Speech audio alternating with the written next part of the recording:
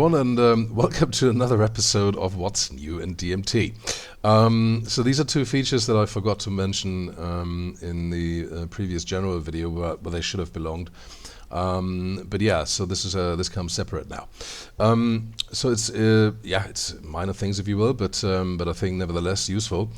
So now we have a feature called Pick to Swap.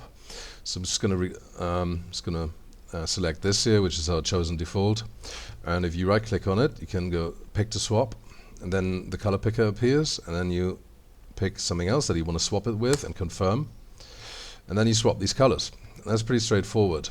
Obviously this requires you to first select the parameter that you want to swap, then pick to swap, click on something else, confirm, and it gets swapped. Straightforward, and another workflow enhancement to DMT 1.9. The other thing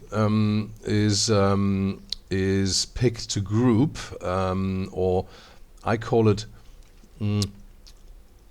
assemble new group. Right.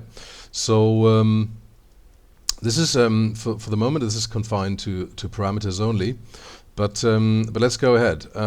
Let's start with chosen default again, which is obviously a principal button color.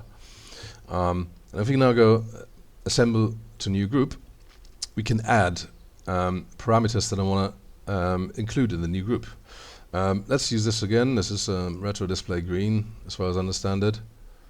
Yeah, that's that. Confirm.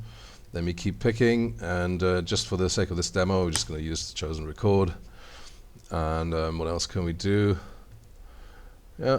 Use this, confirm, and then and what else? Just for the again, this doesn't make much sense now, but it's just so. Once we're done here, we're just going to hit escape, and then you see it will have assembled a new group with actually the second parameter that was it was the first parameter that was added basically.